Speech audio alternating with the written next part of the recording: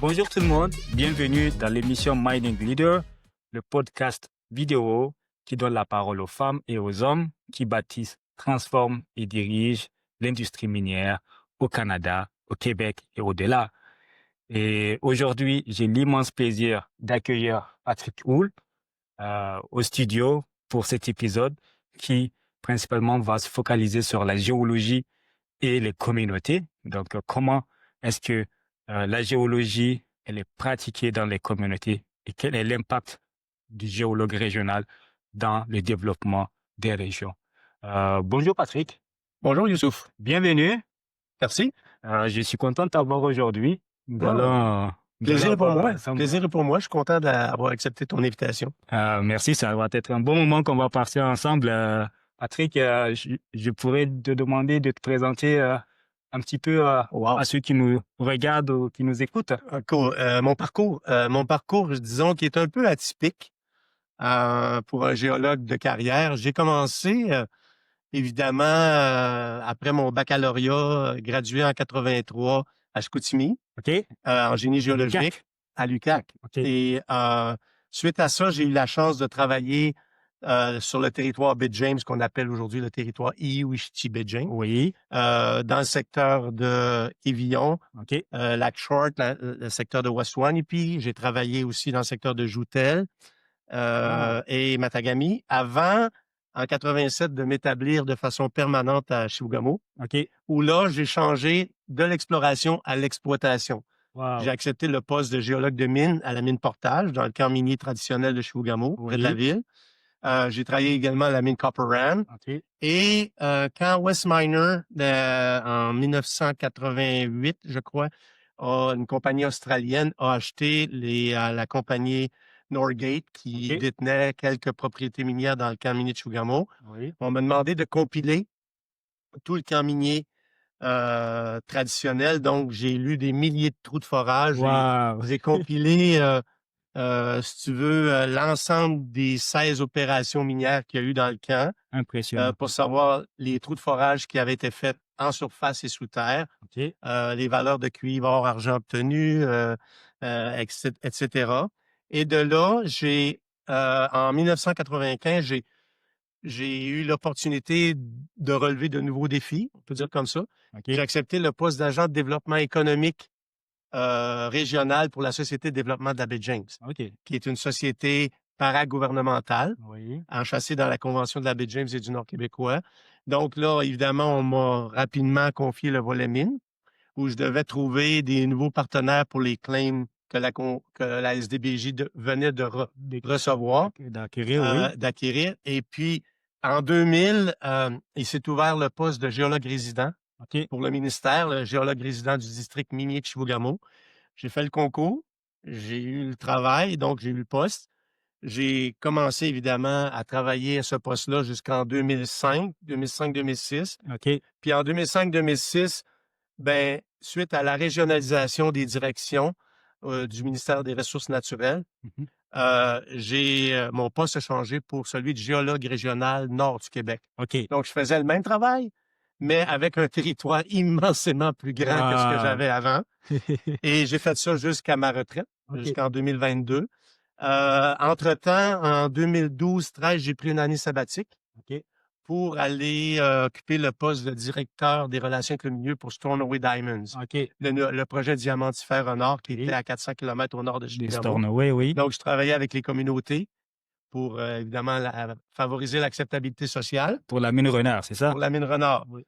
Et, évidemment, après cette année sabbatique-là, je suis revenu au ministère pour compléter ma carrière comme géologue régional nord du Québec. Donc, j'ai été vraiment chanceux. J'ai commencé en exploration, j'ai changé en exploitation, je suis allé en développement économique. Après ça, je suis arrivé pour un gouvernement au niveau public. Puis, j'ai touché comme relation avec les communautés une année avec le projet Renard. Fait que j'ai touché à plusieurs facettes de projets miniers, ce qui m'a permis d'avoir une expérience diversifiée puis j'ai apprécié et réalisé pendant 36 ans. Wow, là, tu as vu quand même l'industrie, ça veut dire que depuis ses premières étapes, l'exploration, et tu as vu toute la phase d'exploitation, donc où on met en production les gisements. Tu es allé aussi voir le côté développement communautaire, la relation avec les communautés, Ouais. qui est quand même un enjeu majeur encore d'actualité Ouais. aujourd'hui. Et tu as fini aussi ta carrière au ministère en rendant service justement Ouais. Ben, à la tu société. as raison. À la société, il faut le voir quand même comme ça. Et ce qui est une bonne façon quand même aussi de rendre aux autres. Oui, mais c'est-à-dire qu'au ministère, évidemment, je travaillais pour le service à la clientèle. OK? Au début, ça s'appelait la direction du service à la clientèle de l'exploration et du marketing. OK. Donc, mon travail, c'était de géologue résident, géologue régional, c'était le même, c'est-à-dire de servir la clientèle du mieux que je pouvais, Ouais. d'aider les compagnies d'exploration avec le permitting, où ils pouvaient trouver une pelle mécanique, où ils pouvaient trouver de l'hébergement. Ça OK. allait aussi C'est d'être aussi vraiment un varié que ça. soutien aux entreprises. Puis, évidemment, il y avait un volet promotion du potentiel minéral, OK. puis il y avait un volet acquisition de connaissances géoscientifiques, que je collaborais aussi avec l'équipe de Géologie Québec. OK. Donc, c'était en gros les 3 facettes que je faisais durant mon travail. Est-ce Mais qu'il une y grande a, partie, c'est le service à la clientèle. est-ce qu'il y a un des volets que tu as aimé le plus? Ah, ben moi, c'est le service à la clientèle. Ah oui? Ah oui, OK. oui, définitivement. J'aurais dit Moi, la promotion oui, parce oui, mais que moi, moi, là, j'étais connu à travers ce volet-là, oui, la promotion de l'industrie, là. mais non, moi, c'était d'aider En les plus, tu le prospecteurs. fais tellement bien. Ouais, merci. Mais non, moi, c'était d'aider les prospecteurs. OK. C'était les clients que j'aimais, que je trouvais que je pouvais aider le mieux, que je pouvais les apporter le plus en allant visiter leur terrain, en regardant leurs nouvelles découvertes, en les encourageant, en les aidant OK. à Ouais. naviguer avec tout le système du ministère CGHOM, j'estime. Ouais. Moi, les prospecteurs, c'était mon monde. C'est mon monde de terrain. J'ai toujours dit, règle générale, il n'y a pas de mine qui se trouve dans un bureau. Bon, Il faut être sur le terrain. Puis moi, j'ai choisi la géologie pour le terrain, pour être à l'extérieur. Donc, moi, c'était mes yeux sur le terrain. Les maintenant, prospecteurs, c'était mes yeux. Patrick, là, tu dis que tu as choisi la géologie pour être sur le terrain. Est-ce que tu peux nous dire comment tu es arrivé en géologie? C'était quoi les circonstances pourquoi la géologie? OK. Ben, écoute, mon histoire à part de Chicoutimi, d'un petit OK. gars de Chicoutimi qui aimait les sciences. OK. J'ai toujours aimé les roches, les minéraux. J'ai même fait un camp, à un moment donné, une semaine au Cap Jaseux, OK. à Saint-Fulgence, où j'avais un camp d'été où on apprenait les roches et minéraux. Puis mon coup de cœur, il est venu au collège, au cégep de Chicoutimi, où j'ai suivi 2 cours complémentaires en sciences de la Terre. OK. Puis moi, mon rêve, c'était d'être agronome. Ah! Mais entre-temps, quand j'ai suivi ces 2 cours-là au cégep, j'ai eu un coup de foudre. J'ai dit, écoute, la volcanologie, les tremblements de terre, l'aspect des roches et minéraux. Là, j'ai eu une révélation. Puis je suis allé m'inscrire à la dernière minute, la dernière journée à l'Université à Chicoutimi en génie géologique. J'ai dit, c'est ça que je fais. J'étais Wow! inscrit en bioagronomie à l'Université Laval. J'ai tout cancellé. Puis j'ai dit, c'est ça. Puis j'ai jamais regretté. Au contraire, c'est une passion. Wow! C'est vraiment une passion. Et là, tu as une carrière qui a été bâtie, ça va faire combien de nombre d'années de... Ben, je suis gradué en 83, puis j'ai pris ma retraite en 2022. OK. Donc, calcul 39 ans. Wow. J'ai dit 36 ans, mais c'est comme 39 ans là, que j'ai fait dans le C'est domaine, avec impressionnant. un immense privilège que j'ai eu de côtoyer tellement de projets parce que, comme géologue régional, Oui. j'avais à superviser au-delà de 200 projets d'exploration dans le nord du Québec. Oh, wow. Évidemment, le nord du Québec, j'ai toujours dit, c'est le grenier minéral du Québec. Ah oui. Donc, c'est là qu'il y a principalement toutes les commodités du Mhm. tableau périodique ou à peu près Oui. qu'on peut explorer au Québec. Donc, moi, j'étais dans le plus beau terrain de jeu. Wow. J'étais vraiment privilégié. Wow. Fait que j'avais bon an, mal an, quand je faisais ma compilation annuelle pour le rapport d'activité annuel, Mhm. je compilais au-delà de 210 projets OK. à chaque année OK. Wow. pour, en termes de travaux. Wow. Quel travaux il avait fait. Là, tu as fini l'université, puis tu étais en allé directement dans le coin de Lebel-sur-Quévillon, c'est ça? Oui, OK. oui, c'est ça. J'avais un ami qui m'a appelé puis il m'a dit, hey Patrick, on cherche un Toujours un géologue. ami. Là. Oui, ben Un ami oui, qui- ben oui. Il dit, on cherche un géologue au lac Short. OK. à la mine du Lac-Short, mais pas à la Déjà mine même. déjà à l'époque, la mine tournait? Oui, OK. la mine tournait. OK. Mais moi, dans ce temps-là, je suis allé pour la mine, c'était Falcon Bridge Copper. OK. Mais moi, j'ai été engagé par Falcon Bridge Nickel. Eux, ils avaient le mandat d'explorer la propriété, mais autour de la mine. Donc ça, c'est une OK, division. pas la mine elle-même, mais OK. autour de la mine. OK. Donc, Ça, c'est fait que l'exploration régionale, ça. c'est ça. Fait que OK. là, je m'occupais de la campagne de forage autour de la mine. Puis, à un moment donné, quand il y a eu le temps des accréditifs des années 85-86, Oui. ben là, j'ai changé pour la compagnie Noramco Exploration. OK. Puis, évidemment, un petit gars de Chicoutimi, puis ma blonde qui était du Lac-Saint-Jean, Val-d'Or, c'était un petit peu loin. Mais Chibougamau, Pas si c'était loin que ça. encore acceptable. Fait que la compagnie m'a amené d'être géologue régional Chapet-Chibougamau, Noramco. Puis finalement, en 87, j'ai décidé de m'établir de façon permanente dans la ville de Chibougamau en achetant ma maison. OK. Puis c'est de là, après, je changé géologue de mine, etc. Wow. Mais au départ, je suis arrivé à Chibougamau comme géologue régional Chapet-Chibougamau de la Le région. géologue régional, là, il fait quoi? C'est quoi le géologue? Ben, lui, il doit avoir une vision qui est plus grande que celle à l'échelle de la propriété minière. OK. C'est lui, là, il se doit, si on veut, de connaître la géologie dans un plus grand territoire pour être capable de comparer le projet minier avec un autre secteur ailleurs sur le territoire, par exemple, Oui, pour ou dans la même favoriser ceinture de les roches vertes. découvertes, là, oui. C'est ça. Ouais. Donc, sa vision est beaucoup plus grande. Elle doit être beaucoup plus grande en termes structurels, en termes de géologie, en termes d'altération, métamorphisme, qu'un géologue qui travaille évidemment à l'échelle d'une propriété minière, qui est beaucoup plus petite. Donc, puis c'est de fonctionner par analogie. OK. On fonctionne souvent par analogie dans notre domaine. Donc, c'est de comparer un secteur avec l'autre, comparer une roche avec l'autre, comparer une altération avec l'autre, puis développer des modèles qui vont permettre aux compagnies minières d'aller explorer dans un secteur X en disant, regarde ce coin-là, là, Ouais. ça ressemble beaucoup, beaucoup à là. Oui, oui. Mais ça n'a jamais été exploré, par exemple, pour les sulfures massifs En utilisant ces volcanogènes. méthodes-là. Donc, voilà, je te dis, ça se ressemble. Ouais. Parce que moi, j'ai vu là, puis je compare à ça, puis c'est pas mal pareil. Fait qu'il y a personne qui est allé là, tu sais. C'est un peu le rôle qu'on a de guider les compagnies minières au niveau de l'exploration, par exemple. Oui, oui, oui. Mais là, Patrick, toi, tu es arrivé dans la région de Chibougamau dans les années 84, 83, 84. Chibougamau est quand même une région qui est connue pour avoir contribué à la production de métaux au Canada, hein, de façon générale, là, pas juste au Québec.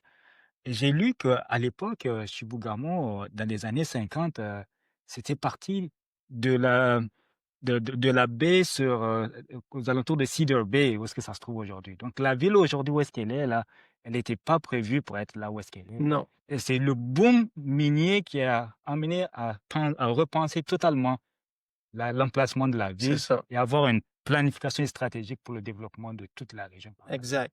Ben, c'est les infrastructures. OK. Parce que la ville, elle avait de l'exploration après la Deuxième Guerre mondiale. Ça OK. a commencé en 1945. Mais ce qui a vraiment débloqué, c'est l'arrivée de la route. OK. La route qui part du nord du lac Saint-Jean, OK. Saint-Félicien, puis qui est arrivée à Chibougamau en 1950. Ah, c'est seulement en 50. Là, quand la route est arrivée, là, la ville de Chapet évidemment, le camp minier de Chapet est parti en 1953. OK. Et la première mine dans le secteur du lac Aux-Dorés a aussi parti en 1953 sur l'île Merrill, qui appartenait à la compagnie Campbell Resources. Oui. Donc, c'est vraiment la route qui a fait un boom incroyable parce qu'autrement, emmener le matériel sur 200 km de Saint-Félicien jusqu'à Chibougamau, c'était tout qu'un périple avec une route d'hiver. Donc, la route permanente, c'est ce qui a tout débloqué. Après, évidemment, il y a eu le chemin de fer qui a permis d'acheminer le concentré jusqu'à la fonderie de Rouyn-Noranda. La fonderie Horn. Puis, la fonderie Horn. Puis, évidemment, les camps miniers, les deux camps miniers, si on prend celui de Chibougamau avec 16 opérations, oui. il y a eu extraction d'un peu plus de 48 millions de tonnes de 1953 à 1997. OK. Donc, on parle d'un peu plus d'1,6 milliard de livres de cuivre, 3,2 millions d'onces d'or, au-dessus de 3-4 millions d'onces d'argent. Puis le camp minier de Chapais, c'est 4 opérations qui ont eu lieu entre 1953 et 1991. Et là, à ce moment-là, on parle d'un peu plus de 24 millions de tonnes qui ont extrait 1,1 milliard de livres de cuivre, peut-être 900 000 onces d'or, puis autant d'argent, puis du tungstène, puis peut-être un peu de cobalt. Donc, c'était 2 camps miniers de classe mondiale. Qui étaient actifs en même temps. En même temps, Ça, c'était vraiment ça qui... Oui, il y avait, dans les années 70, dans l'effervescence de plusieurs mines qui étaient en opération dans chaque camp minier, il y avait jusqu'à 1600 travailleurs miniers. Wow. Et évidemment, aujourd'hui, malheureusement, il n'y a plus aucune mine en opération. C'est ça. Mais les camps miniers, je devrais dire, ont beaucoup de potentiel encore à offrir. Et il y a des projets qui sont en phase de mise en valeur, qui, on espère, vont redémarrer. On va y revenir. Mais bon, le camp minier a encore du potentiel, c'est ça. J'ai appris que justement, la région de Chibougamau, l'histoire a commencé par un certain Richard. Est-ce que ça te dit quelque chose, ce nom Richard-là?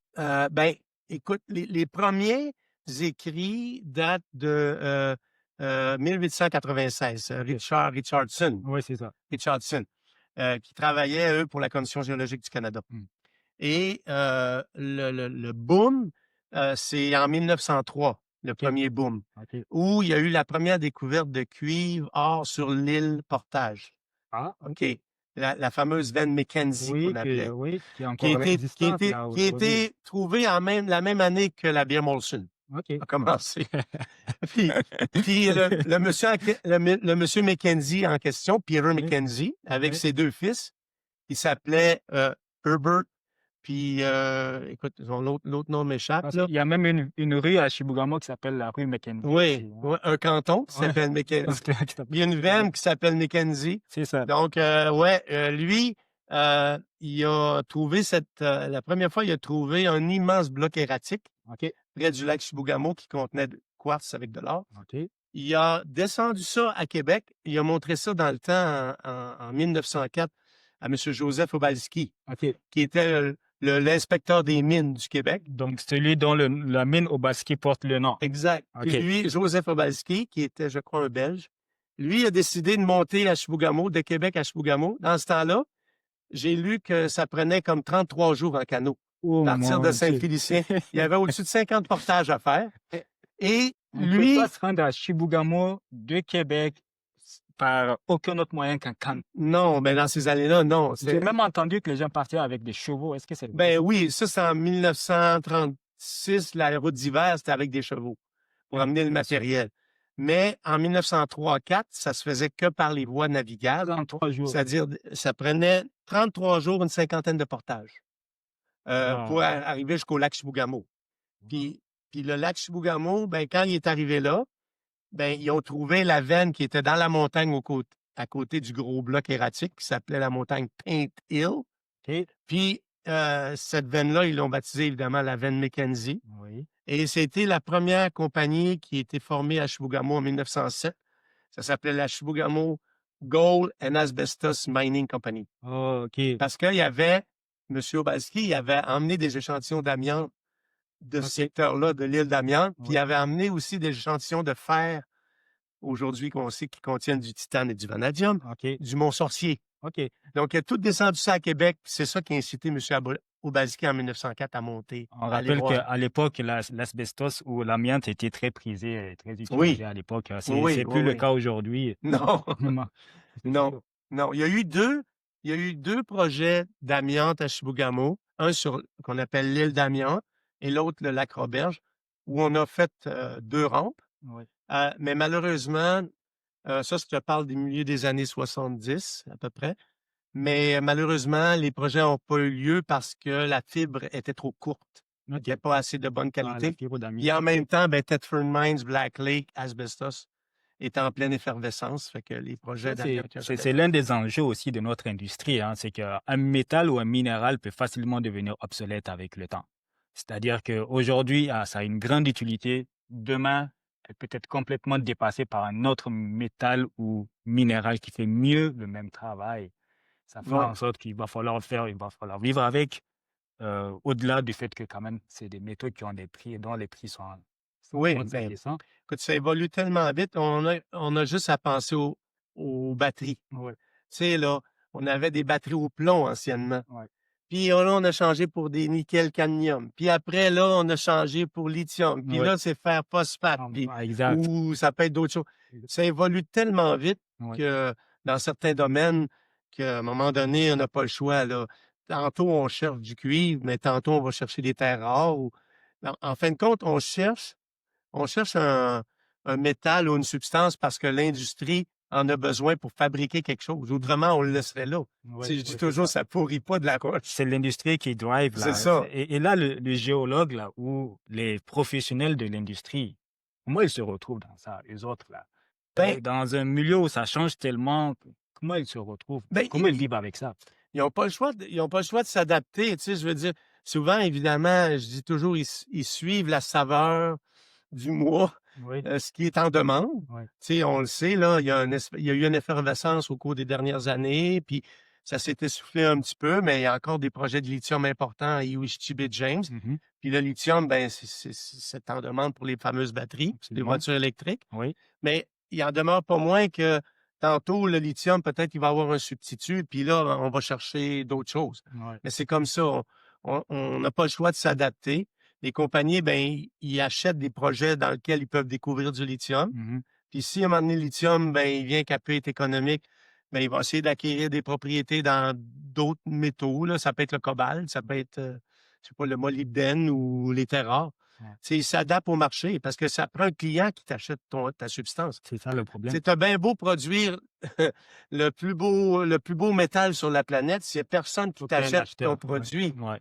tu le laisses dans la terre. Ça sert à rien. Ça Ça sert sert à à rien rien. de le produire. C'est ça. Là, Patrick, pour revenir un peu à ta carrière, Chibougamau, là, c'était pas juste une histoire de géologie régionale, c'est aussi une histoire de mine. Et toi, tu as fréquenté ces mines-là, à Chibougamau, tu as travaillé à l'intérieur. Est-ce que tu as aimé ça être dans la mine? Oui, oui, ben, Plus écoute, plus l'exploration? écoute, on m'a demandé à un moment donné, qu'est-ce que tu as préféré le plus, Patrick? Est-ce que c'est l'exploration? Est-ce que c'est l'exploitation? Je dis, je peux pas choisir parce que les deux ont du bon, puis les deux, il y a des choses qui te déplaisent. Hmm. OK? Ce que j'ai aimé de l'exploitation, c'est que de un, tu peux bâtir une vie de famille. OK, ouais, tu peux être Parce plus que stable. j'étais chez nous tous les soirs. Oui. Donc ça, pour ma conjointe, c'était important. Ouais. L'autre côté, ce que j'aimais, c'est que la mine, elle m'a permis de développer ma vision 3 dimensions. OK, ah oui. Parce qu'on jouait avec 3 sets. Nous, c'est pas comme aujourd'hui avec l'informatique. Ouais, Nous, on jouait avec 3 sets de plans. ouais. On jouait avec des plans qui étaient Des coupes? de façon horizontale, Ouais, des les coupes. vues en plan. Ouais, On jouait avec des plans qu'on appelait les sections transversales. ouais, Puis on jouait avec des longitudinales. ouais. Donc, on jouait avec 3 sets de plans dans 3 orientations différentes pour être capable de comprendre en 3D comment le gisement était organisé Mhm. en pendage et en plongée, Oui, direction. oui. Donc, ça, je l'ai appris là. J'ai évidemment appris à calculer les ressources. OK. Ça, c'est une affaire que j'ai beaucoup appréciée. Avec des plans comme ça, à l'époque, vous étiez quand même capable d'avoir une précision qui n'était pas négligeable là, et qui a Non. permis de faire tourner des mines. Oui, ben écoute, on travaillait avec ce qu'on avait. Fait qu'on travaillait avec des copies papier.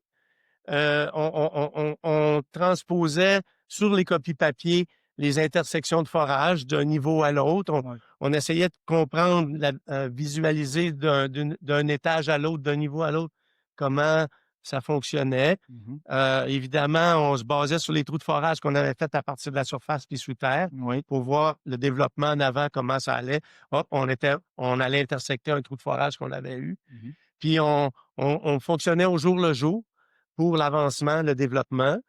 Puis notre travail, bien évidemment, notre travail comme géologue de mine, c'est beaucoup contrôle de la qualité. OK, oui. On descendait sous terre, on marque les veines, on prend nos échantillons pour évaluer la teneur, on cartographie la géologie dans les différentes galeries pour comprendre comment ça s'est fait. Puis notre travail, c'est évidemment de renouveler les ressources. Ouais, ouais, Parce ouais, que ouais. le jour où il n'y a plus de ressources, la mine, elle ferme. Non, c'est sûr. Fait que c'est ça notre travail en gros. Une question que je vais te poser, qui c'est pas une question piège, mais on me l'a déjà posé cette question-là et je trouve qu'il n'y a pas de réponse claire là-dessus. Est-ce que c'est plus facile dans la mine ou en exploration hors mine? Lequel est plus difficile entre les deux? Écoute, ça C'est une dépend. question difficile, hein? Ça dépend. Ben, l'exploration, c'est vraiment l'inconnu. C'est de chercher une aiguille dans une botte de foin. C'est le challenge de découvrir quelque chose de nouveau qui existe depuis 2,8 milliards d'années. C'est l'effervescence de l'équipe dans une tente de prospecteurs.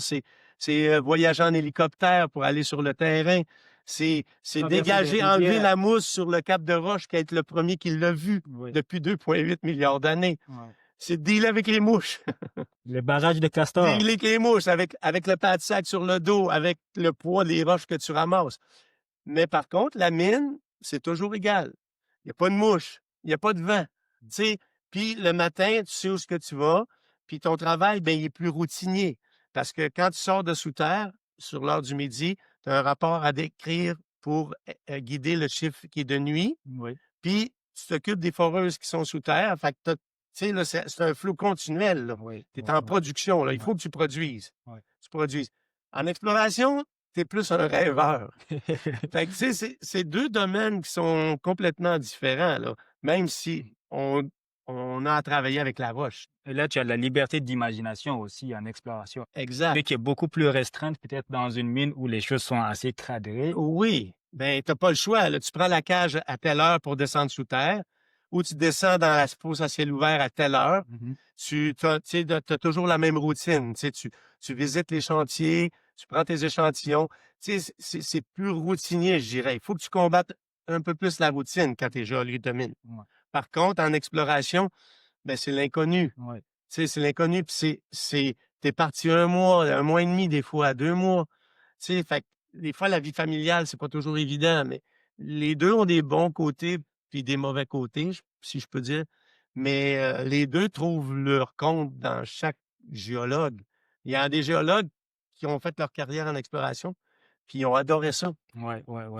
Puis d'autres, juste en exploitation. Puis moi, j'ai toujours dit, j'ai été chanceux parce que j'ai eu le privilège de faire les deux. OK, exact. Fait que maintenant, dans une carrière, là, c'est pas si commun que ça qu'une personne arrive à faire les deux. Là. Non, parce que ça prend quelqu'un qui te donne une chance, par exemple, à la mine. Si tu n'as pas d'expérience, ça prend quelqu'un qui te donne une chance. Oui, c'est ça. Parce que tu apprends au début pas mal sur le tas. Fait que, moi, je dis toujours, je pense que j'ai été un meilleur géologue parce que j'ai connu les deux. Parce que maintenant, quand je vais sur le terrain puis que j'évalue un projet pour l'exploration, je pense toujours économique. OK, je dis, attends un peu, là, est-ce que ça a une chance de faire une mine? Oui, on non. ne pense pas au départ, là. Tu sais, j'ai pu avoir une petite benne de quartz qui a 4 pouces de large ou 10 cm de large, mais à un moment donné, je dis, non, en termes de tonnage, ça ne fera jamais de mine. Tu sais, même si j'ai 50 grammes d'or dedans, peut-être. Tu sais, je pense toujours maintenant en fonction de l'économique d'un projet. En exploration, quand je suis en exploration, quand je vais sur le terrain. Ce que j'avais pas le réflexe avant d'être géologue de mine. Tu sais, je me concentrais pour, j'appelle ça, mettre des photos dans mon album. Photos. Parce que je dis toujours, un bon géologue, plus un géologue envoie dans toutes sortes d'endroits, dans toutes sortes de pays, plus il y a des photos dans son album photo, plus il peut comparer avec d'autres choses parce qu'on fonctionne par analogie. C'est une science visuelle au départ. Donc là, je comprends bien que vraiment, Patrick, il a répondu à ma question. Moi, j'ai tout compris. J'espère que vous avez compris aussi. Finalement, moi, j'opte pour l'exploration. L'exploration est beaucoup plus difficile c'est un choix. que la mine. Mais je sais qu'il y en a qui vont me dire le contraire. Donc, on va laisser ce débat-là pour après. C'est un choix. Mais là, Patrick, en parlant de géologie régionale, toi, avec tout ce que tu as vécu dans la région de Baie James, Chibougamau, Chapé et tout ça, est-ce que tu peux nous expliquer en quoi est-ce que la connaissance de la géologie ou l'avancée qui a été faite en matière d'augmentation de connaissances géoscientifiques de cette région-là a contribué à avoir de nouvelles mines? On a quand même acquis énormément de données depuis au moins 2 décennies. En revanche, dans le Nord, on n'a pas vu pousser des mines. Qu'est-ce qui se passe? Ben, l'acquisition de connaissances, écoute, c'est primordial parce que quand on vient le temps de prendre une décision au Québec, par exemple, j'appelle ça de mettre une aire protégée ou un parc national, il faut être certain qu'en dessous, il n'y a plus rien en termes de potentiel. Parce que la ressource minérale, elle appartient à tous les Québécois. Puis c'est ce que j'appelle le sous-sol. Moi, dans le sous-sol, là, il fait noir. OK? La seule façon, si je vois pas de cap de roche, d'affleurement en surface, Oui. la seule façon que je peux étudier la géologie, c'est d'essayer de la comprendre de façon plus grande en termes de territoire. Mhm. Puis idéalement, si je peux mettre quelques forages pour raffiner ma géologie, Ouais. là, je suis en mesure de prendre une meilleure Aller chercher décision pour geler un terrain à Oui. perpétuité. Oui. Parce que c'est ça qu'on fait. Lorsqu'on crée une aire protégée, c'est correct. Qu'on conserve une écologie ou un site écologique exceptionnel, Mhm. c'est correct. Mais encore faut-il s'assurer qu'en dessous, il n'y a plus rien à découvrir. Oui. Parce que la ressource, c'est un moteur économique important, la ressource minière. Ça, c'est sûr. Moi, malheureusement, je peux pas planter de roche.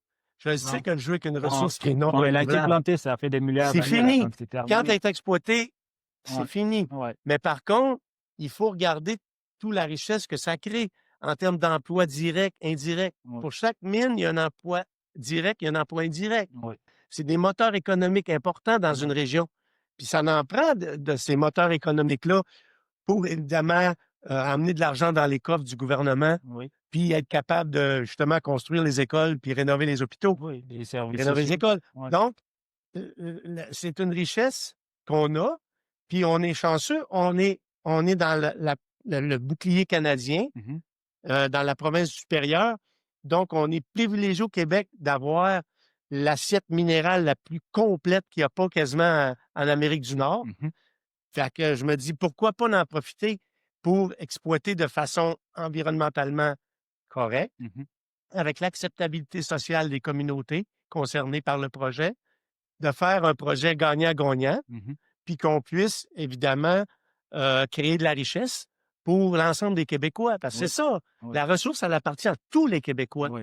Elle Oui. appartient pas aux minières. là. Le territoire, il est vaste, là. C'est 1,6 million de kilomètres carrés au moins. C'est énorme. Dont aujourd'hui, je pense qu'on n'a même pas 50% de Non, couverture là, assez pour dire qu'on peut mettre des aires protégées. exact. On n'en sait pas assez suffisamment pour Non, pouvoir mettre des. non, parce que quand ça vient le temps de prendre la décision, si malheureusement on n'a pas fait nos devoirs pour voir s'il y avait un potentiel en dessous, ben moi, peut-être qu'on gèle un terrain où il pourrait y avoir effectivement une exploitation. Je donne toujours les deux exemples que je connais le mieux. Le premier, c'est la découverte de la mine Éléonore, qui est dans le milieu du territoire Oui, Iowa-James, oui, qui est une mine aurifère, oui, OK? Qui est souterraine. oui. V'là des années 80, quand on a cartographié le secteur, pour nous, c'était une roche sédimentaire, OK, OK, métamorphisée, avec un haut métamorphisme, qui était stérile. Jusqu'au jour où il y a une compagnie minière qui a trouvé un bloc erratique, OK. puis après, ils ont trouvé la source de ce bloc erratique-là. Tout est parti d'un bloc erratique. Un bloc erratique. OK. Puis le bloc erratique sur le bord du réservoir au Pinaca, ben, il a mené à la découverte d'un affleurement OK. qui contenait de l'or, puis forage, etc. On a réussi à partir une mine. OK? La mine opère, je n'espère pas me tromper, mais je pense depuis 2014. OK. OK? Donc, c'est une création de richesse quand même. Absolument, oui. Et si on avait décidé du jour au lendemain de dire, regarde, c'est des sédiments, c'est stérile, on gèle tout ça, Mhm. ben on serait privé de cette opération-là. Oui, L'autre exemple que j'ai, c'est la fameuse mine diamantifère Renard. oui, En 1995, une compagnie australienne s'est associée à Sochem. Sochem, qui est notre société d'État qui fait l'exploration minière au Québec, oui. avec Investissement Québec. Ben, elle s'est associée à cette compagnie australienne-là pour, en Uschi Baie James, commencer à partir de la baie James à prendre des échantillons de sol pour essayer de voir s'il n'y avait pas des minéraux indicateurs de diamants. OK. OK? Ils sont arrivés dans le secteur en 2000, je crois, le secteur actuel de la mine Renard, Mhm. et ils ont trouvé des minéraux indicateurs de diamants qui pouvaient être potentiels. Ça, cette roche-là, dans ce coin-là, c'était considéré stérile. OK. C'était des roches métamorphiques stériles. Mhm. Jusqu'au jour où ces minéraux indicateurs-là ont été trouvés. Par la suite, on a fait des relevés aéroportés magnétiques, etc. On a foré, on a trouvé une première cheminée de kimberlite, Renard 1, Renard 2, jusqu'à 10 cheminées de kimberlite. OK. Puis on a parti l'opération minière Renard, projet Renard, de la compagnie Stornoway Diamonds, qui a été construit, si ma mémoire est bonne, au coût d'1,1 milliard. Ça nous a permis de construire la route des Monts-Tiges jusqu'à la mine, donc d'ouvrir un territoire. Puis, malheureusement, la mine a opéré quelques années, puis elle a dû fermer quand le marché du diamant a tombé, les petits diamants, entre autres. Mais il en demeure pas moins que si on avait gelé ce secteur-là, on n'aurait pas eu ces infrastructures qu'on a là. Puis tu vois, il y a une piste d'atterrissage qui a été construite. Puis elle peut être réutilisée, elle, pour amener un tremplin avec un peu plus au nord. Donc, c'est ça la création de richesse. Je précise que il n'y a pas longtemps, cette mine-là où l'usine a été optionnée par une compagnie, malheureusement, l'option n'a pas été... la compagnie n'est pas allée jusqu'au bout de cette option-là. Le lithium. C'est de lithium, exact. Ça, c'est quand même... c'est un peu triste, là. On a espéré quand même que ce serait un deal qui allait se conclure. Et ça m'amène à poser cette question suivante à Patrick. Là, on dit les enjeux ou les difficultés, justement, en lien avec la protection du territoire, justement en créant des aires protégées dans les parties plus nord qui limite un petit peu le développement minier. Qu'en est-il maintenant des zones beaucoup plus matures en termes de développement minier où aujourd'hui démarrer des mines est quand même aussi difficile? Si on prend le cas de Chibougamau, à l'intérieur même de la ville, qui est une ville minière, là, les gens sont habitués. Dans chaque famille, tu vas retrouver quelqu'un peut-être qui a travaillé dans une mine. Mais même avec ça, aujourd'hui, on a de la difficulté à démarrer des projets miniers. J'ai l'impression que cela est valable un peu partout au Québec. Oui, écoute, c'est sûr qu'on fait une cicatrice. Tu sais, quand on voit une immense fosse à ciel ouvert, avec à côté j'appelle ça un monticule ou une montagne de stériles, quand on voit un immense parc à résidus miniers en surface, c'est sûr qu'on a une cicatrice. Par contre, je veux dire, les choses qui se faisaient dans le passé ne se font plus aujourd'hui, et heureusement. La loi sur les mines, c'est une loi qui est très contraignante. Les choses ont changé, là. Écoute, à Chibougamau, dans le temps, quand ça partit la mine Copper en 1960, on a lancé des roches dans le lac pour faire une espèce de pont pour traverser le lac. On appelle ça un causeway. Ils en ont construit 3. On pourrait plus faire ça aujourd'hui, on le sait. Ils ont détourné une partie de la rivière Wakonichi, au nord de Chibougamau, pour partir la mine Icon Sullivan, qu'on appelait. Une mine de cuivre qui est juste au sud de Baie-du-Poste, près de la communauté de Mistissini. On pourrait plus détourner un bout de rivière aujourd'hui. Tu sais, je veux dire, les impacts, on le sait, il y en a. Maintenant, ce qu'on essaie de faire, c'est des connaître, des atténuer, des éliminer, des restaurer. Les mines, évidemment, aujourd'hui, ont un plan de fermeture, un plan de restauration qui doit être accepté par le gouvernement. Surtout, et en premier lieu, ils doivent avoir l'acceptabilité sociale des communautés, autant Cri, dans le cas de Iouichti, ou Inuit, dans le cas du Grand Nord, que dans le sud, les communautés autochtones qui sont là, les villes, villages qui sont là. C'est sûr que je te dirais que partir un projet minier au sud du 49e parallèle, c'est beaucoup plus difficile, selon moi. Pourquoi? Parce que c'est plus habité, de un, la vallée du Saint-Laurent. 2, il y a beaucoup de pourvoiries exclusives, de la villégiature, des lots privés, des agriculteurs. Tout ça fait en sorte qu'à un moment donné, il y a beaucoup plus de, je dirais, de privé, de lots privés. La terre est privée. Tandis qu'au nord du 49e parallèle, la terre, elle est publique. OK? Mais pour autant, ça ne veut pas dire que c'est une garantie. Parce que tu dois t'entendre avec la communauté Cri concernée par le projet, le Grand Conseil des Cris, puis les communautés allochtones qui sont les plus près du projet. Ça peut être Chibougamau, Chapet, le Bel-Scrivillon, Managami, Radisson. Donc, l'acceptabilité sociale est aussi importante. Sauf qu'en territoire conventionné, c'est différent parce qu'on a des balises. Tu sais, on a la Comité consultative d'environnement de la baie James, on a la COMEX, le COMEV qui sont enchâssés dans la Convention de la baie James et du Nord québécois. Donc, ça fait en sorte que on suit ces balises-là pour une compagnie minière, mais on est soumis à l'audience publique au niveau provincial et au fédéral aussi. Bien sûr, oui. Tandis que dans le sud, il y a juste au provincial qu'on est soumis. C'est pas plus facile dans le nord que dans le sud. Mais on n'a pas le choix. Il faut travailler dans la règle de l'or pour une minière, pour faire ses devoirs en termes d'études de faisabilité, l'étude d'impact environnemental et social, avoir son plan de fermeture et de restauration approuvé par le gouvernement. Plus de 200 permis. Oui, plus que ça. Il y a plus que 200 permis qu'il faut avoir pour ouvrir une mine au Québec. On fait affaire avec 20 ministères différents. C'est incroyable. C'est un labyrinthe. Là. D'ailleurs, on va avoir un épisode là-dessus, justement, qui est intitulé Le labyrinthe des permis miniers au Québec. Donc, ça va passer justement dans cette émission-là. C'est pas vrai qu'on fait n'importe quoi. C'est pas vrai. C'est très encadré. C'est pas vrai, non. Mais évidemment, je sais pas si tu peux dire, mais tu sais, aujourd'hui, c'est beaucoup le syndrome de pas dans ma cour. Ah oui, OK. Tu sais, j'en veux pas du projet. J'en veux pas dans Personne ma ne veut ça dans sa cour. Là. Oui, parce qu'il y a une cicatrice quand même. Tu sais, le trou à ciel ouvert, on va le voir, là. On va le voir pour toujours.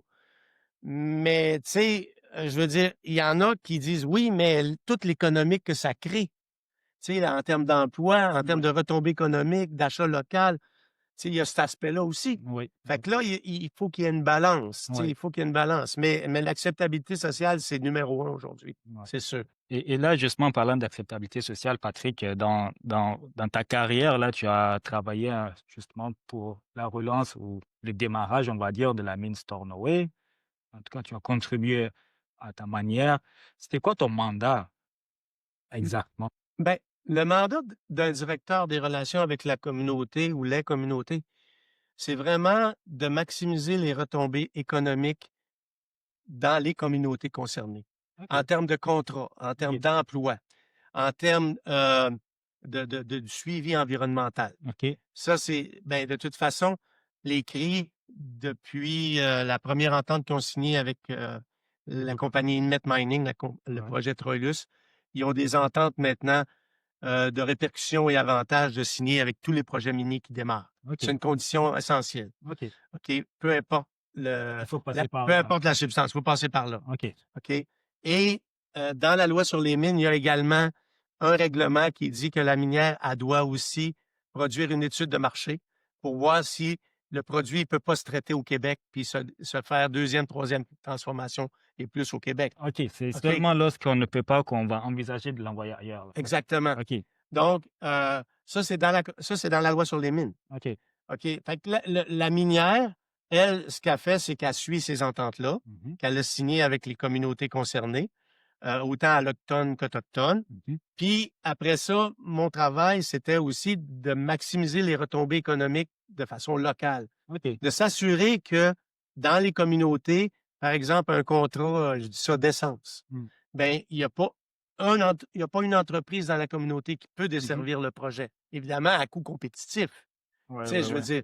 Mais on donnait un avantage important aux projets, aux entreprises qui étaient établies déjà dans le nord du Québec. Il y avait un avantage. Après, quand on ne trouvait pas dans le nord du Québec, on allait dans les régions limitrophes, qui sont, exemple, Abitibi-Témiscamingue, le Saguenay-Lac-Saint-Jean. Puis après, si on ne trouvait pas, on allait dans le reste du Québec. Puis après on allait voir ailleurs, c'est ça. Mais il fallait pour nous que c'était très important que l'achat se fasse au maximum de façon locale. OK. Mais c'est ça parce que je sais qu'aujourd'hui, il y a beaucoup de villes ou de municipalités parfois exigent des entreprises pour que les entreprises fournissent un rapport d'achat local là, qui montre que vraiment ils contribuent à l'économie locale et qu'ils embauchent de façon privilégiée les contracteurs locaux, ce qui est une bonne chose pour dire qu'en fait, vraiment, c'est encadré de partout et qu'on ne fait pas... Oui, il faut. Quoi, là. Il faut. C'est exemple, pour nous, c'était important que on invite ou en appel d'offres toutes les entreprises locales qui pouvaient nous desservir pour un tel produit qu'on recherchait ou service. Mais ce qu'il faut dire, c'est que les mines, évidemment, ils sont aussi dans le développement durable. Où il doit y avoir une espèce de mix entre l'économie, l'aspect social et l'aspect environnemental. C'est ça le développement durable. Il faut que les trois sphères se touchent. Au niveau du développement durable, dans une mine, je dis toujours, quand on travaillait avec les communautés CRI, par exemple, ben si on permet à des entreprises CRI de travailler au niveau de la mine, de former leur entreprise, Oui. d'avoir des contrats, que Mhm. ce soit d'entretien des campements, que ce soit à la cafétéria, que ce soit dans l'excavation, je sais pas, de la fosse à ciel ouvert, peu importe, ben, tant que la vie de la mine, elle fonctionne, ben, évidemment, ces compagnies-là qui ont été formées CRI ou autochtones autres, Mhm. ben, évidemment, ils sont là. Si le jour où la mine elle ferme, puis que les compagnies qui ont été formées à la mine ne peuvent pas offrir les services dans une autre mine, Oui. à ce moment-là, moi, je dis qu'on n'a pas réussi à faire du développement durable. Wow, ok, On a ok. réussi à faire du développement durable avec les communautés autochtones. À l'Octone, eux autres, normalement, ils sont assez bien organisés au niveau entrepreneurial. Oui. Mais si au niveau des communautés autochtones, on n'a pas réussi à perpétuer dans le temps leur entreprise une fois que la mine est fermée, Oui. à mon avis, on n'a pas réussi notre coup en termes de développement durable. Ok, ok. Mais moi, Hmm. c'est ma vision à Non, moi, non, là. non, c'est bien compris vraiment et on sait qu'aujourd'hui, toute la question se trouve là.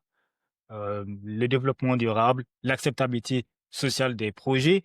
Aujourd'hui, on sait que cette notion-là, on ne sait pas trop qu'est-ce que ça veut dire, l'acceptabilité, parce que chacun a sa définition de l'acceptabilité sociale. Ouais. C'est ça aussi, on n'a pas de cadre commun au Québec. Chacun dit qu'est-ce qu'il veut. Pour moi, l'acceptabilité sociale, c'est peut-être que la communauté soit d'accord. Pour d'autres personnes, c'est peut-être créer des écoles ou créer des heures Ouais. de jeu pour les écoles, etc., etc. Donc peut-être que euh, la solution ou une partie de la solution serait de trouver un cadre commun où on définit clairement qu'est-ce qu'on entend par acceptabilité sociale Ouais. et Oui. que maintenant, il y a des cases à cocher en termes d'acceptabilité sociale. Une fois qu'une entreprise coche ces cases-là, elle a atteint ou elle a satisfait aux attentes en lien avec. Parce que sinon, ça finit pas. Ouais. Ben, je sais que le ministère a travaillé fort au cours des dernières années pour essayer de mettre un cadre à l'acceptabilité sociale. Parce OK, que, comme tu as raison, ça avait pris toutes sortes de directions. c'est ça. Mais le ministère a travaillé fort pour justement aider les compagnies à encadrer ces Les dernières-là actions, ouais. pour qu'ils pour que, ils présentent la bonne information. Ouais. Exemple, euh, souvent j'avais des appels de compagnies minières, puis ils viennent de Vancouver, ils viennent de Toronto. On a beaucoup, beaucoup, beaucoup, beaucoup de compagnies qui ne sont pas au Québec, là, ils Non, sont pas c'est ça. établis au Québec. Ils font partie de la bourse de Vancouver, de la bourse de Toronto. Ouais, Puis, ils n'ont pas tout à fait l'idée à 100 comment ça fonctionne chez nous, ouais, en termes de permis, ouais. etc. Et même ceux Bien, qui mais ils viennent veulent. d'ailleurs, là, qui viennent d'Australie, là, Oui, certains ne d'Australie. savent pas trop non Mais, plus comment mais ça ils marche sont pleins de ici. bon vouloir. Ouais, Mais ils savent juste pas par où commencer. ouais. Puis, il m'appelait puis il me disait, ben, je veux rencontrer la communauté CRI X concernée par mon projet. Qu'est-ce qu'ils veulent savoir comme info? Hmm. Qu'est-ce que je leur dis? Parce que des fois, évidemment, il y a un élément de confidentialité. Ils Ouais, ne peuvent pas tout dire au début, surtout au début du projet. ouais. Parce que, tu sais, ils ont peur que le voisin il arrive puis qu'il prenne les titres miniers puis qu'il les entoure. Fait il y a une certaine partie confidentialité, puis c'est normal. Oui. C'est beaucoup d'investissement. Ah oui. Fait que là, il m'appelait et il me disait, ben, je lui dis quoi comme info? C'est quelles questions qu'ils peuvent me poser? Qu'est-ce que je peux leur dire? Oui, Jusqu'où je vais? Tu sais, c'est ça. oui. C'est correct. Puis c'est quoi la fréquence des rencontres? Je veux dire, à chaque 6 mois, une fois par année, qui je rencontre? Le chef, ses sous-chefs, qui je rencontre? Tu sais, c'est vrai. C'est des questions qui se posent. Fait ils sont juste pas au courant de la façon de rendre l'information, je dirais. Hmm. Mais pour le reste, ils sont pleins de bon vouloir. Ils veulent que leur projet marche, évidemment. Ils savent que ils savent les minières très bien que l'acceptabilité, c'est la clause numéro 1. Ouais. Mais, tu sais, des fois, par où commencer, c'est ça le problème. Un défi. Ah, c'est bien, oh, c'est bien compris. Patrick, là, pour revenir un peu sur ta carrière, justement, euh, maintenant, si on parle un peu de la géologie et des carrières, qu'est-ce que tu peux nous dire par rapport à l'évolution de carrière en géologie, là? C'est-à-dire que on sait que certaines personnes en cours de route vont aller ailleurs, d'autres personnes. Comment qu'on se maintient dans cette industrie? Avec toi qui a la retraite aujourd'hui, est-ce que toi, il y avait un élément qui t'a fait maintenir là, ou c'était juste la passion? On sait que la plupart des personnes qui restent 2, 3, 4 ans sont quand même très passionnées, mais la durabilité dans l'industrie, comment on Ouais. forge ça? Eh boy, bonne question. Ben moi, c'est sûr que moi, j'avais la passion au départ. Hem, j'ai toujours voulu découvrir quelque chose. C'était ça qui était mon leitmotiv, c'était: «Un matin, je vais découvrir l'idée du siècle, puis ça va m'emmener sur une découverte X, puis, tu sais, je vais contribuer à la richesse du Québec». Oui. C'était ça ma motivation. Ah. Pour d'autres pour d'autres, c'est différent. Ouais. Évidemment, ce qui est intéressant dans notre domaine, c'est qu'on joue avec tellement, tellement de secteurs d'activité. Mhm. Tu sais, on joue avec l'aspect géophysique, on joue avec la géochimie, la chimie, on joue évidemment avec la géologie, Ouais. on joue avec Physique, la géophysique. la géophysique, les éléments du tableau périodique, Oui. le laboratoire, Oui. le microscope, Oui. je veux dire, on en apprend tous les jours, tous les jours, On tous les jours. utilise tout ce qui est à notre disposition qui peut nous aider à trouver. Le coffre d'outils, Oui. j'ai toujours ton coffre d'outils, l'hydrographie. Il n'y a pas La- longtemps, j'ai appris qu'il y en a qui échantillonnaient les écorces des arbres là, pour Ouais, utiliser ça comme vecteur d'exploit. c'est un secteur qui est continuellement en évolution. Tu sais, là, regarde, au ministère, là, normalement, on recartographie les secteurs aux 25 ans. OK. Pourquoi? Parce que, ben, surtout s'il y a des données nouvelles, Oui. des nouveaux forages, des Oui. nouveaux affleurements, des nouveaux décapages. Parce que, justement, c'est toujours en évolution. Les modèles géologiques sont en évolution. La connaissance est en évolution. L'analyse de laboratoire, c'est tout le temps en évolution. Mhm. Donc, nous, là, dans notre coffre d'outils, il y a beaucoup, beaucoup, beaucoup d'outils. Puis, ça en ajoute tout le temps. Oui. La radiométrie, Oui. la modélisation 3D. Oh, oui. C'est Les que outils, ça manque pas là. il faut tout le temps se tenir à jour. Oui. Fait que ça, je pense, c'est l'aspect le plus intéressant de notre domaine. Ouais. Ça finit pas. Ah, oui. Il faut toujours, toujours évoluer puis en apprendre. Est-ce Puis que, puis on n'en sait jamais assez. est-ce que Patrick, il y a quelque chose qui t'a marqué? Est-ce qu'il y a une ou deux choses que tu peux partager avec nous là dans ta carrière? Des épisodes qui te passent à l'esprit maintenant, qui t'ont vraiment marqué dans ta carrière? Que Ben, ce c'est soit ça. positivement ou Ouais, négativement, là. ouais, écoute, ben moi, j'ai ça. J'ai eu la chance de travailler privé, parapublic, public, donc j'ai touché à plusieurs domaines du secteur. Je dirais que j'ai eu la chance, vraiment la chance de travailler quand les accréditives étaient là, Ah, en OK. 1985. Il y avait du cash, là. Il y avait de l'argent. On avait une idée, on la forait. Écoute, la foreuse était là, on la déplaçait. Gars, t'as une idée. C'est Est-ce que sûr c'est que je vrai que reverrai jamais, j'aurais jamais revu ça. est-ce que c'est vrai qu'il y en a qui allaient forer dans leur cour arrière? Je sais pas, mais moi, je sais que je travaillais au nord de Matagami J'ai à un moment entendu donné. ça, hein. J'avais 2 foreuses héliportées. Oui. Puis qui virait 24 heures sur 24. Puis à un moment donné, fallait que je trouve un endroit pour forer. Fait que là, j'allais sur le terrain, j'avais un instrument géophysique, je passais l'instrument, j'avais une anomalie, je reculais de 25 mètres, je disais fort là. Ah. Là, on déplaçait la foreuse en hélicoptère. Non, je ne revivrai pas ça, c'est certain. Il y avait tellement d'argent. Aujourd'hui, j'aimerais avoir ça. Parce que j'ai des idées, mais malheureusement, l'argent n'est pas toujours là. C'est toujours ça le problème. Autrement, j'ai trouvé ça triste que le secteur de Chibougamau, la dernière mine, ferme en 97 dans le camp minier traditionnel. Heureusement, Troilus a ouvert en 1997. Tu sais, je pensais que c'était plus facile d'attirer des compagnies à venir travailler dans le camp minier, étant donné qu'on avait une bonne connaissance géologique, qu'on avait encore des terrains qui étaient possibles d'acquérir, qu'on avait encore des indices d'or, cuivre en surface qui n'avaient pas été travaillés.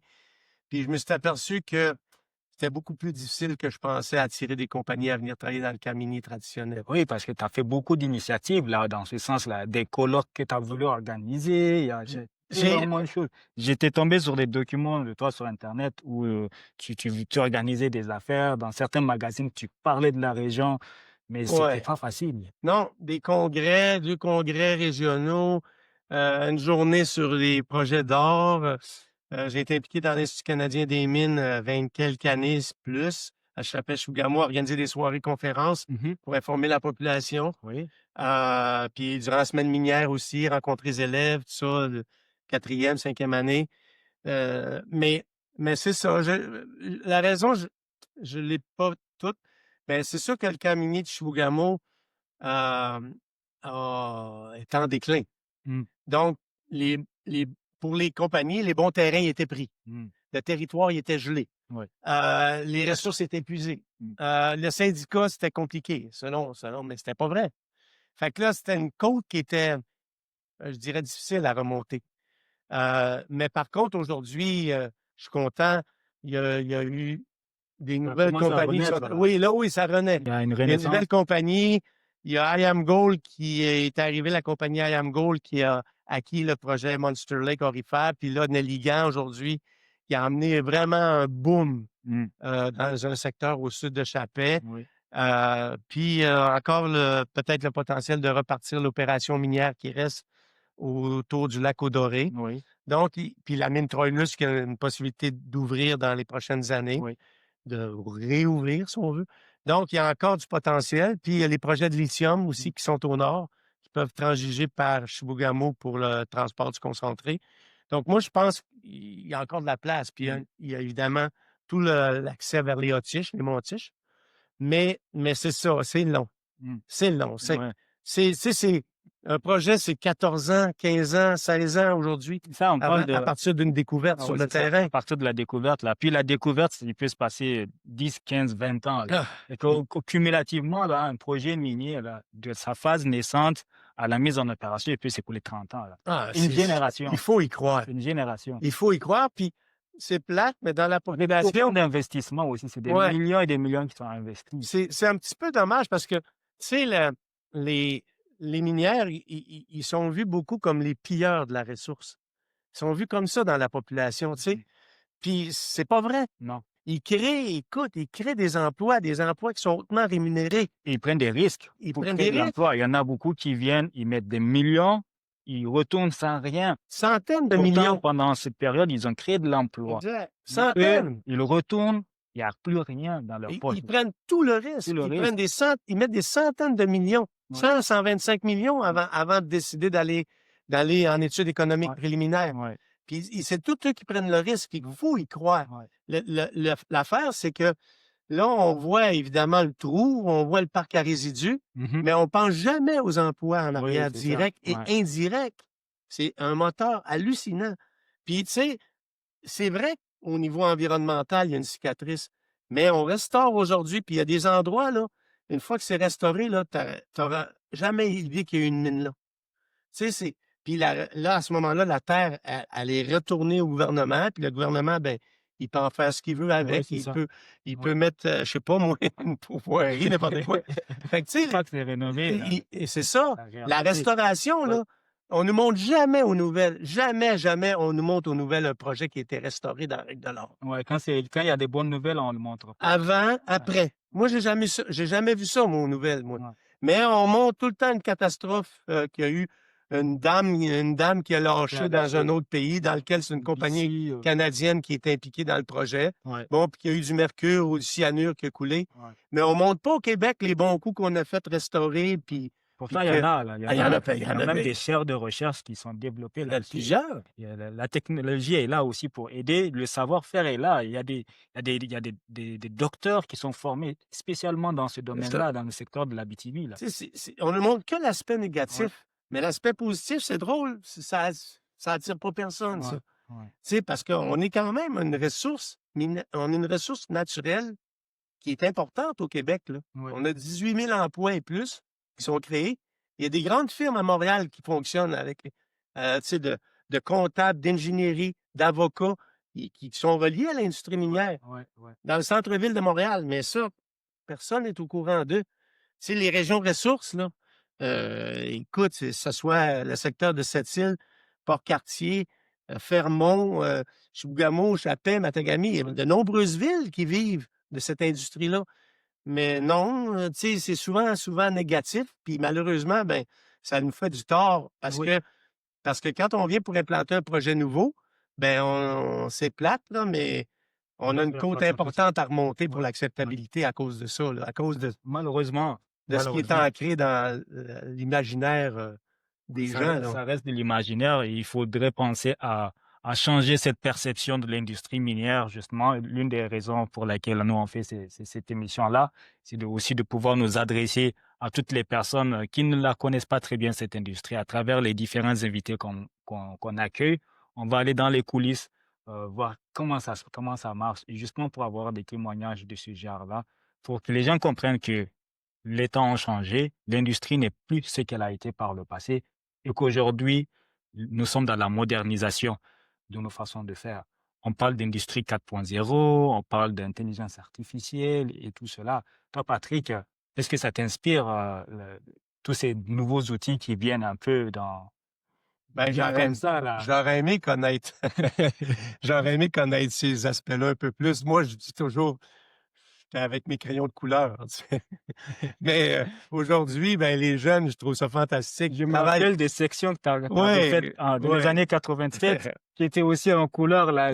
J'ai vu ces documents. Aujourd'hui, c'est sûr, là, on rit de ça, tu sais. Moi, dans le temps, c'était ça. Et aujourd'hui, j'ai envie avec... Ils ont vraiment fait ça à la main, ça? Oui, puis j'ai envie d'avoir, tu sais, l'informatique, puis faire la modélisation 3D, etc. Puis de pouvoir faire la géophysique dans les trous de forage, puis de modéliser ça 3D, puis, tu sais, écoute, c'est incroyable, là, l'évolution qu'il y a eu en termes de technologie comparé à moi quand j'ai commencé dans les années 80. Ouais. Puis tant mieux. Tant mieux. Mais puis ça va continuer à évoluer. C'est sûr. L'idée, c'est que ça permet aux gens d'être beaucoup plus performants et d'être beaucoup plus responsables aussi, avec des outils de prédiction plus poussés. Exact. Et qui vont éviter de dépenser de l'argent inutilement pour rien, de faire des dégâts environnementaux pour rien. Donc, tous les outils sont là vraiment pour aider à s'améliorer. Exactement. Et là, Patrick, c'est comment tu vois l'industrie dans l'avenir, là? On a parlé un peu d'environnement, acceptabilité sociale, les défis technologiques, développer une mine, la durée que ça prend pour faire, les permis. Le Québec minier dans 20 ans, ça sera quoi? De un, je pense que on va avoir d'autres substances qui vont être mises en exploitation. Okay. Ça, c'est sûr. Comme l'uranium, par exemple? L'uranium, non. Malheureusement, il y a un moratoire, mais le lithium, j'espère, parce qu'il y a au moins 6 projets avancés de lithium actuellement. Stupid James, mis à part qu'il y a une mine dans le secteur d'Amos. Oui. Mais on va avoir d'autres substances qui vont être mises en exploitation d'un terre rare, tout ça. On va apprendre de ça. On va apprendre à les traiter. On va apprendre en hydrométallurgie davantage. En environnement aussi, on va être beaucoup plus responsable pour atténuer les impacts de nos projets miniers. Oui. On va avoir une main-d'œuvre qui va être sûrement plus formée. Oui. On n'aura pas le choix parce qu'on n'est pas capable d'attirer des jeunes. Le savoir-faire va Non, si on n'est pas technologique, on n'attire aucun jeune aujourd'hui. Ouais. C'est fini. Eux, ils manipulent des joysticks. Ils sont bons là-dedans. Ils sont performants là-dedans. Puis, regarde, c'est correct. C'est la fameuse mine 4.0, là, tu sais, qu'on va contrôler. Ouais. On va contrôler les camions à ciel ouvert à partir de la surface. À distance, parce qu'on ne trouvera pas de camionneur pour être dans le camion. Ça va être ça. Oui. On n'a pas le choix. Oui. Puis on va peut-être manipuler le camion à X centaines de kilomètres de distance de la mine. Oui. Ça existe déjà, en Australie ou ailleurs. Ça va être sur des mines du futur, beaucoup plus technologiques, plus responsables environnementalement parlant. Puis on va avoir une main-d'œuvre qui va être évidemment jeune, formée. Puis ça, moi, je pense que ça va être l'avenir du Québec qui va permettre qu'on ait justement le meilleur de nos ressources minières. Parce que je dis toujours, dans le sol, un once d'or, un once d'argent, une livre de cuivre, une livre de zinc, ça vaut 0. Ça sert à rien. Ça vaut quelque chose quand le jour où on le sort, on le traite et on lui donne une valeur ajoutée. Ouais. Autrement, c'est un caillou. Autrement, c'est un caillou. C'est un caillou. C'est ça. Tu sais, c'est pas pire que ça. Parce que, tu sais, ça n'a pas de vie, là. Non. Fait que l'idée, c'est qu'on en fasse le maximum avec, même qu'on trouve des façons de trouver une utilité au stérile. Oui. qu'on va... Oui, pour Pour que le traiter. parc à résidus en surface soit le plus petit possible. Oui, On retourne sous terre déjà une grande partie du stérile dans oui. les nouvelles mines pour que l'impact en surface soit le plus petit possible en termes de parc à résidus. Mhm. Donc, tout ça va évoluer. Puis moi, je pense pour le mieux, pour qu'on ait des mines qui vont être acceptées au niveau social, Oui. puis qui vont créer le minimum d'impact au niveau de l'environnement. Et nous allons espérer aussi qu'on va arrêter de couper dans les aires explorables, parce qu'avec la récente loi qui est passée, qui vient réduire les territoires on est capable de claimer, si je peux dire ce terme-là, Ouais. c'est de jalonner en bon français, ça vient un peu limiter les choses. Nous espérons que quand même dans justement cette vision sur 20 ans que il va y avoir des ajustements qui vont être faits à ce niveau-là pour faciliter l'accès au territoire. Il n'y a pas longtemps, on le calculait, on parlait de la grandeur du territoire comparativement au petit nombre d'individus qui existent pour faire ce métier-là.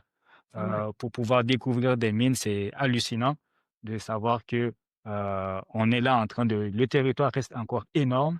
Il y a beaucoup de choses à découvrir. Oui. Et les jeunes sont là, beaucoup sont en train de s'intéresser à l'industrie, mais on sait qu'il y a la mauvaise presse, on sait qu'il y a la mauvaise réputation, pour certaines raisons qu'on peut justifier de correctes, parce que par le passé, il y a des choses mauvaises qui ont été faites, mais l'industrie a une nouvelle face aujourd'hui. On parle d'industrie 4.0. Les jeunes sont beaucoup plus maintenant intéressés par ça, les nouvelles technologies, etc. Toi, Patrick, qu'est-ce que tu penses de ces jeunes-là aujourd'hui? Est-ce que tu as un message à leur passer, là, qui ont envie d'embrasser l'industrie minière, qui doutent un petit peu, peut-être aussi, qui sont déjà dedans et qui Oui. ont des petits doutes de rester dedans ou d'aller voir ailleurs? Ben, c'est évidemment une industrie qui est méconnue.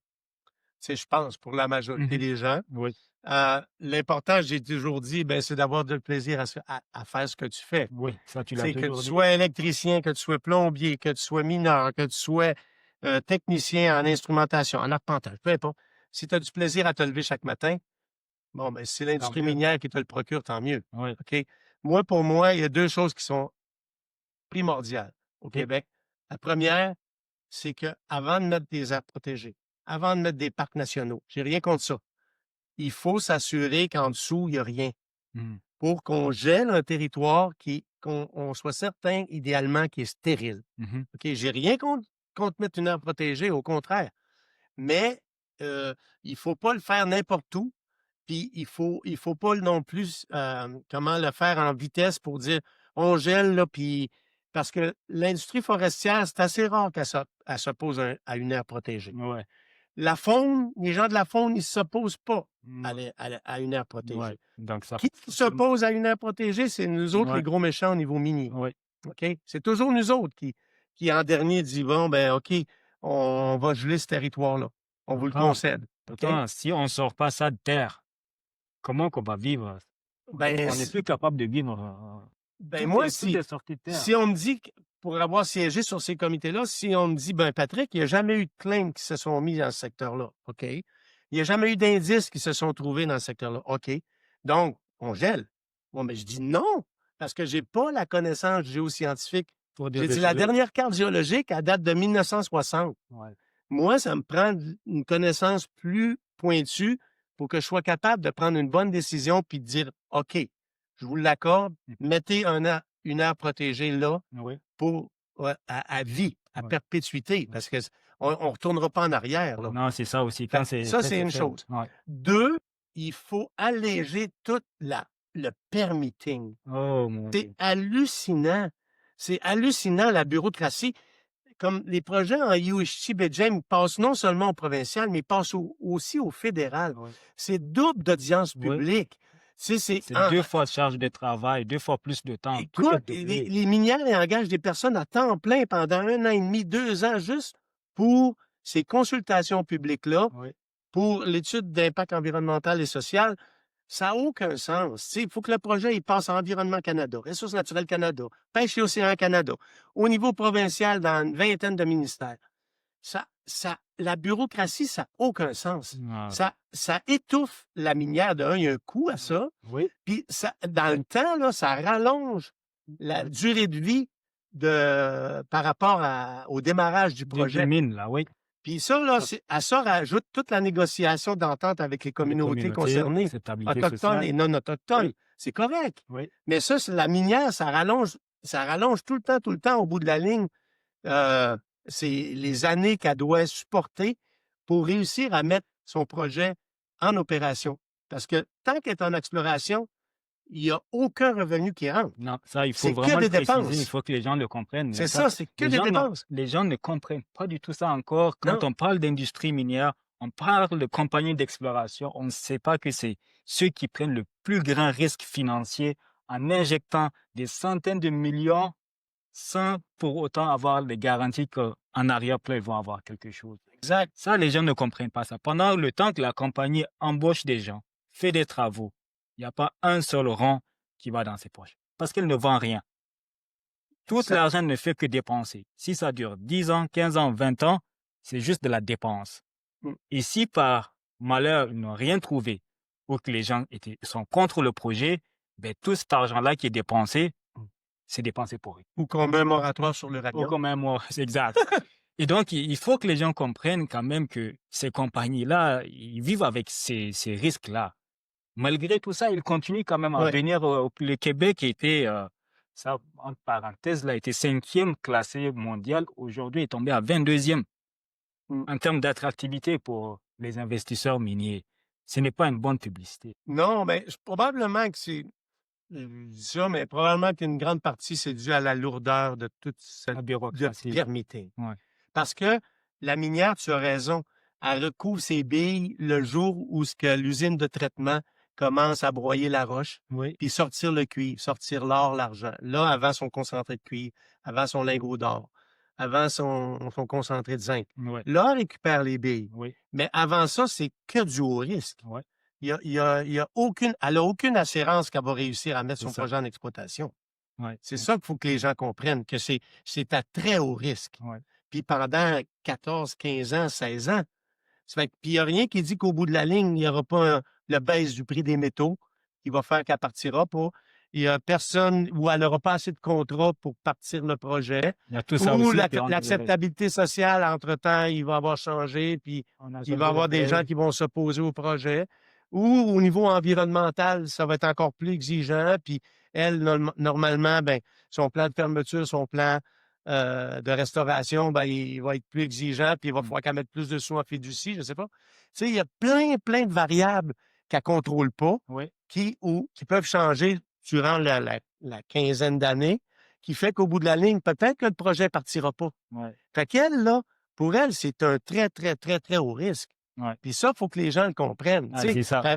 Normalement, quand il va débarquer une foreuse dans un secteur X, il dit, il va y avoir une mine. Non. Non.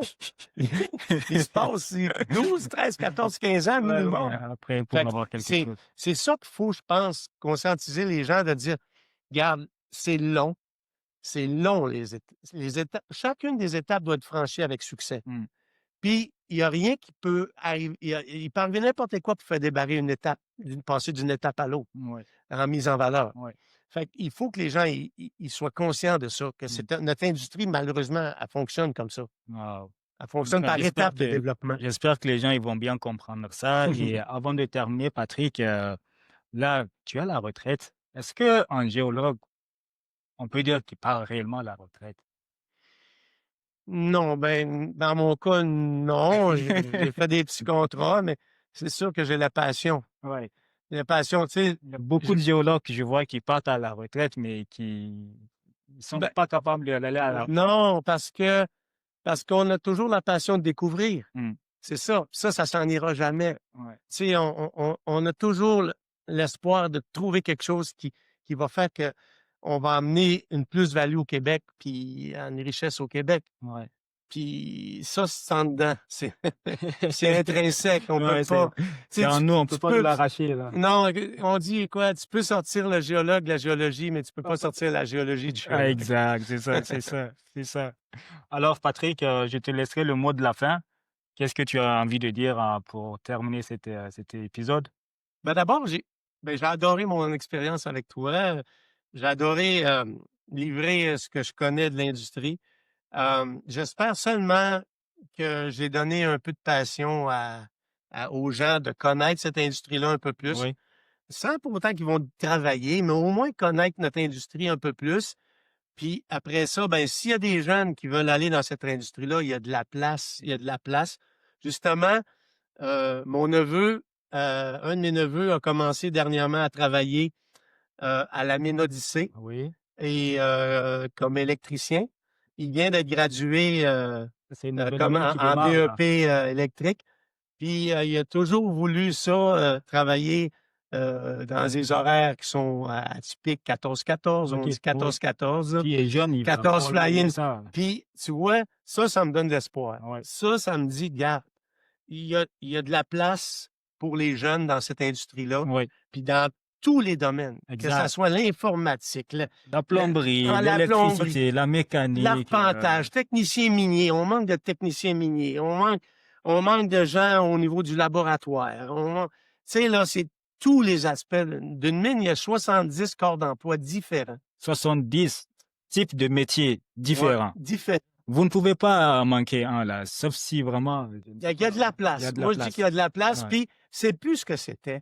Tu sais, l'image qu'on a, là, du mineur avec la jack-leg, la foreuse à béquille, là, puis à percussion, c'est plus ça. Tu sais, je veux dire, les gens, c'est hautement mécanisé. Ils ont des bons salaires, ils ont des bonnes conditions. Puis la minière est consciente que si elle veut garder ses employés, ben il faut qu'il y ait des bonnes conditions de travail. Puis sinon, ben oublie ça, ils vont s'en aller soit dans une autre mine qui a des meilleures conditions, ou soit qu'ils vont quitter le domaine. C'est ça. Fait qu'ils sont en recherche de main-d'œuvre, là. Ils sont tous en recherche de main-d'œuvre. Fait que il y a de la place, puis je me dis, allez-y. Si vous avez une passion, allez-y. Puis vous allez être heureux, je suis certain, dans ce domaine-là. C'est sûr, ça veut dire que l'industrie minière, il y a vraiment des opportunités, que les gens viennent juste découvrir qu'est-ce que c'est. Il y a encore énormément de choses à faire. Et surtout, il ne faut pas qu'on oublie que d'ici l'horizon 2050, on dit que la population mondiale va passer aux alentours de 10 milliards de personnes. Il faut bien qu'on nourrisse les gens en minéraux. Si 10 milliards de personnes, on augmente 3 milliards de personnes, c'est 3 milliards de téléphones de plus là. Et ces téléphones-là, ça prend des métaux, ça prend des minéraux, c'est peut-être 3 milliards d'écrans aussi. Donc tout, il faut aller trouver les façons de pouvoir nourrir la société en minéraux et en métaux. Et on ne peut pas le faire sans les jeunes qui vont venir pour être la relève de l'industrie de demain. Exact. Donc ceci va clore notre émission d'aujourd'hui. Ça m'a fait un grand plaisir de t'avoir aujourd'hui, Patrick. C'est toujours passionnant de parler. Plaisir pour moi. Merci beaucoup. Et on espère te retrouver peut-être pour une autre thématique. Là. Ah, peut-être. En tout cas, je suis content d'avoir eu cette discussion avec toi. Puis souhaitons que ça donne le goût aux gens d'en apprendre un peu plus sur cette industrie-là. C'est la fin de cette émission Mining Leaders pour l'épisode qu'on vient de terminer. N'hésitez pas à partager, à liker. Ça va être disponible sur YouTube, sur Spotify, sur Apple Podcasts, sur toutes les plateformes. Et on se dit à la prochaine.